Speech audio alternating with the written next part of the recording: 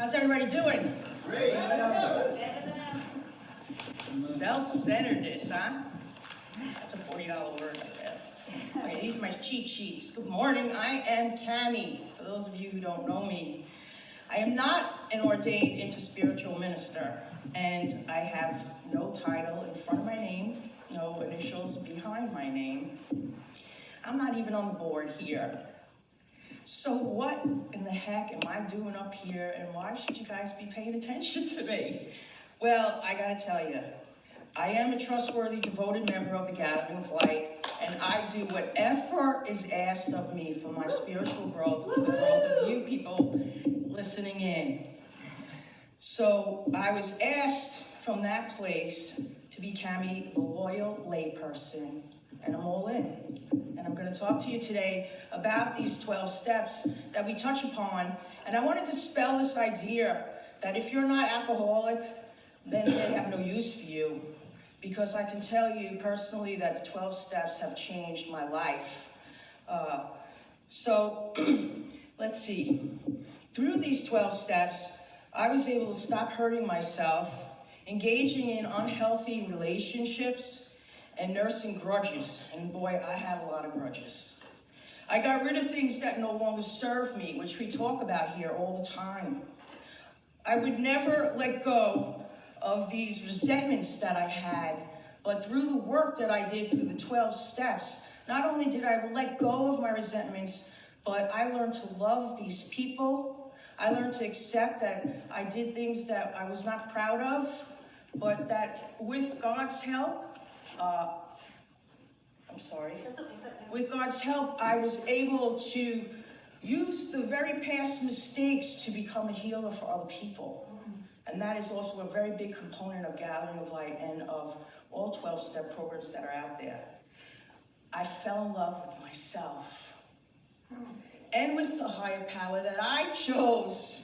Trust me, I had a higher power that was given to me at birth that did not serve me well, because it had a lot of things that I didn't feel were, in essence, a God of love.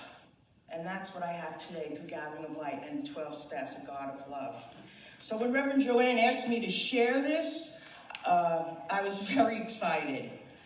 So just to put us all on the same playing field, we've discussed that when the world was created, it was created with a set of principles that won't change. These principles govern everything. And we talk about all the ways that these principles have come to us through all these religions. And with the creation of Alcoholics Anonymous in 1935, these same principles were given again to a group of drunks who couldn't get sober no matter what they tried. And back then in the 1930s, you got lobotomized, you got locked away in wards. They thought you were crazy, filled with demons. And through a bunch of very interesting events and the way the universe works, AA was able to narrow down these principles that were given to them into these 12 steps. Once they established these steps in their own lives, they wrote a book. In 1939, the first 100 men and women that were able to stay sober wrote a book called Alcoholics Anonymous, which AA calls the Big Book. And in there contains these spiritual principles, which if practiced as a way of life can expel your desire to drink, but it also enables the sufferer to become happily and usefully whole, to live a happy and meaningful life. The steps are clear and they're uncluttered with any theology, and once they were written down, they spread around the world. So when I first saw God up there, I was like, oh, I'm screwed, because I knew God, and yeah. But my friend said, it's a God of your own understanding, and as we do this work, you're going to see that this is going to be different than anything you've tried before. As it turned out, many people, non-alcoholic, report that as a result of the practice of these AA 12 steps, they've been able to meet their difficulties as well. The world has come to see that the steps are a path to happiness and effective living, whether you're an addict or not. It's said that there have been more people actually helped by the steps than by conventional professional therapy. In fact, any problem that we see in our lives can be healed with the steps. You with me? Yeah. All right. Pema Chodron, an American Buddhist nun, says in her book, The Wisdom of No Escape, you'll like this, Reverend Gerard, all the human beings that were ever born on earth have one common misunderstanding. They believe the best way to live is to avoid pain and do whatever it takes to stay comfortable at all times. If we're committed to comfort at any cost, as soon as we come up against the least edge of pain, we're going to run. That's my MO, was. And until we stop running, we'll not find out who we are, what the world is, and where is our place in it. Anthropologist Angelis Arian, also someone that I know about her works, she's passed over the last few years. She just studied the indigenous people all over the world for years. And she came up with 4 universal addictions that she feels that every person on the planet, when being honest, can find themselves in. So here they are. Number 1, the addiction to intensity, which of course covers drugs, alcohol, overeating, sex, and all of that. But you gotta love that adrenaline and that dopamine rush, right? Don't you get that when you start drama? Don't you love the drama and the intensity of who said what and what's going on? Blah, blah, blah. That's an addiction. People are addicted to gossip and slander and drama, right? Number 2, the addiction to perfection. Nothing is ever good enough, including yourself. True excellence is lost in the search of some perfect ideal that just doesn't exist. So what do? Nothing. If you can't do it perfectly, why bother? This addiction leaves no room for mistakes, and it causes struggles to ever develop any kind of self-image, because you're never going to be good enough. So how, in God's name, can you be authentic and vulnerable? 2 qualities that are utterly necessary in your spiritual journey if you don't have a place to come and be authentic. Number 3, the addiction of needing to know before it's revealed. Anybody struggle with that? No. I want to know now. This is a compulsive desire to control. You may not call it that, but that's what that is, folks. This is a desire to know how things are going to turn out in advance. In other words, you got trust issues. The Tao Te Ching says to gain knowledge, you add something every day, but to gain wisdom, you let go of something every day. With wisdom, we don't need to know everything. We focus on the ability to take life as it comes. We focus on the ability to gain patience and flexibility. And if I still haven't convinced you, number 4 is the addiction to focusing in on what is not working rather than what is. I think in this category falls that poverty mentality and the feeling that there's no abundance in your life if there's something lacking. How sad, right? When we fall into that, despite all we have to be thankful for, humans have evolved to have this negativity bias. To survive in the world, you need to watch out for predators and dangers. And yet, animals generally don't suffer the stress of this hypervigilance that we walk around with. They don't make mountains out of molehills. This is a human thing that we do. So now that we've gone over 4 universal addictions, and God willing, you are honest enough with yourself and vulnerable enough to find out you fit in there, step 1 says that we admitted powerless over alcohol and that our lives have become unmanageable. 70 groups have spawned off of that and changed that word alcohol to many words. So you can change it to perfection, to intensity, to control, to gossip, and find yourself in this parameter able to be helped through these 12 steps. Because step 1 is the only one that mentions alcohol. And as I said, I think that we're powerless over many things. We're powerless over the past, We're powerless over what other people do and the decisions that they make, right?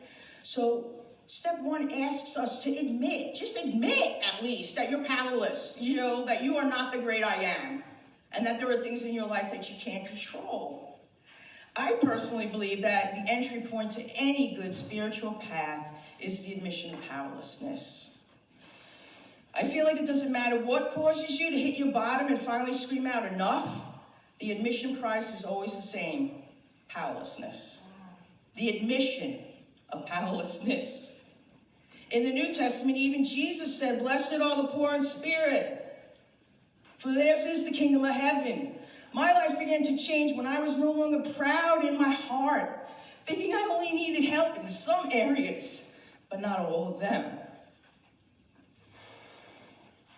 I couldn't really need a higher power, could I?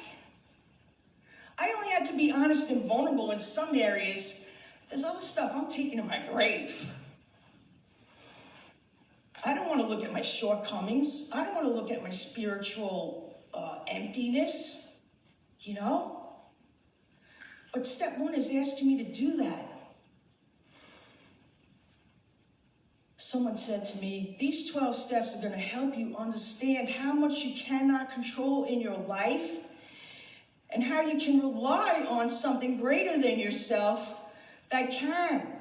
So I came with this, my life was a mess, and someone gave me hope. And I hope that's what's being conveyed. This hope that, yes, I am a mess, and I admit that I am broken, busted, disgusted. I don't know what to do. And someone said, there's hope for you through these 12 steps. Anyone who knows me knows that I love to talk about the 12 steps, giving me a design for living that I never had. A design for living that actually works. Way different than the ones my parents gave me. And that's a story for another day. By doing the work of the 12 steps, I obtained a deep level of acceptance, honesty, tolerance, forgiveness, and self-love that really does revolutionize my life. I learned about boundaries, how to say no. I learned no was a full sentence. I learned to love all of who I am. I jumped in with both feet. I got a support system, and I did the work. And the work takes writing, paper, and pencil. The work takes being honest with yourself and a higher power. And the work takes having others in your support group that you can be honest with. Today, because of this work and the healing that I have received, I'm able to help others who are just like me, who are also broken, busted, and disgusted, sick and tired of being sick and tired. And Gathering of Light offered me an opportunity, as you know, to be the facilitator of a group that we have here that we call 12-Step Plus, because it's not for the alcoholic to come to and feel that that's all they need to do. This is in addition to an alcoholic going to an AA meeting or a non-alcoholic like an addict going to an NA meeting. But this group is the plus, right? In addition for all those people, plus if you're not one of those, just like we discussed, you can still come and feel totally welcome, because you know what? We don't talk about the symptom. We talk about the solution. We're not sitting around talking about drugging and drinking and what is your gig, how many men did you sleep with or whatever. We're talking about the solution. We don't care what got you in, right? We want to go deeper. We want to grow. Amen. Yeah. Amen. So we're learning to trust and let each other in this group. It's an anonymous group. I can't tell you who's there, and I never will. And I'm not going to tell you what I heard in that group, and I never will. I used to be a minister in a Catholic, a born-again church, and I heard confessions that I still have with me, It's the same idea. We can take each other's confessions, We're ministers, all of us. And in this place, we heal and we grow through these pains. So once we get past that first step and we're all in this place together, the remaining steps are designed to enable anyone who works them to have this spiritual awakening and the power to have this amazing life. The stuff that I planned on taking to my grave, it's gone. It's gone. I don't feel sick about it anymore. Hallelujah. And you want to know something? The person who I told it to is dead. It's gone. It went to the grave, but not my grave. It went with her. So we talked about admitting powerlessness, right? That's the first step. Then in step 2 and 3, we get this idea that there's a power that's greater than us, and that's going to be able to help us to change. And this is the part where everybody stops. Because this is where now the work really, the rubber meets the road, as they say. And thank God the people that I was tuned in with asked me, do you want to just, stop doing some negative behaviors, or do you want to live a useful and productive life? And I said, I want the latter. And they said, then we got to do the steps. We got to do the work. We got to find out what makes you tick. We got to find out not what you did, but why you did. And that's the journey that I took. And that's what I feel separates me from the old Cami to the new Cami, is I'm doing the work today, and I'm sharing it with other people. And it's changing my life. Finding those things that have clogged up my channel. Finding the things that block me from God's love. Becoming willing to have God remove the things that no longer serve me, right? And then in the 10, 11, 12, we call the maintenance steps. I don't really like that. But it's to maintain and strengthen your spirituality through prayer and through meditation, through helping other people on the journey that you're on. So ultimately, the 12 steps are practical tools, the same spiritual principles that have been handed down. And we have great slogans that even have them. Some things you've seen on bumper stickers, one day at a time, right? Easy does it, but do it. Easy does it, but do it. Do it. Nothing changes if nothing changes. You are only as sick as your secrets. Yes. Do the next right, uncomfortable thing. And my very best favorite, when I can't do anything else, breathe. Yeah. Breathe. Take a breath. It's a program of action. Just like we talk about here at Gathering of Light. It's a program of act. It's not a program. It's a lifestyle, I feel. Right? And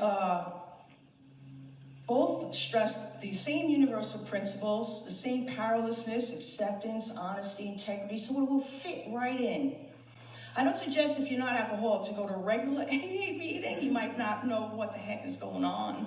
I wouldn't know necessarily what's going on in 70 of those groups, But the group that we have, you're right in. And guess what? In March, we're starting step 1. So you can jump in at the very beginning. First Wednesday of the month. First Wednesday of the month, 7:30. We're on Zoom. And I welcome you all there. The remaining 11 steps will be perfect for all of us. I want to just end with reading something. I'm going to give myself a pat on the back here. Yay. What I do for our 12-step group is I take all these books of all, like Buddhist books and Jewish books and Christian books and AA books and NA books and Overeaters Anonymous books, and I glean all this stuff and I make a reading for us each month. Wow. So I've seen a lot of books, and I've read a lot of stuff, and I've been around for 23 years. I've been working these things now. Yeah. So for me to say that this is one of my favorites is really a lot of credence on it, because to me, this is the lifestyle. I go back and I read this to see how am I doing. Truthfully, this is where I look at it and I say, how am I doing with my spiritual journey? So listen from that place. Service gladly rendered. Obligations squarely met. Troubles well accepted or solved by God's help. The knowledge that at home or in the world outside, we are partners in a common effort. The well understood fact that in God's sight, all human beings are important. Proof that love freely given surely brings a full return. The certainty that we are no longer isolated and alone in our self-constructed prisons. The surety that we need no longer be those square pegs trying to fit into those round holes, but can fit and belong in God's scheme of things. These are the permanent and legitimate satisfactions of right living, for which there is no amount of pomp or circumstance, no heap of material possession that could possibly be substitutes. This is out of the big book, people. I don't hear anything about alcohol right now. True ambition is not what we thought it was. True ambition is the desire to live usefully and walk humbly under the grace and the direction of a higher power. This is the design for living that I'm talking about, and this is the design that I try to live and practice by working these steps. And it's the design for living that I am inviting you to, and I thank you very much for listening.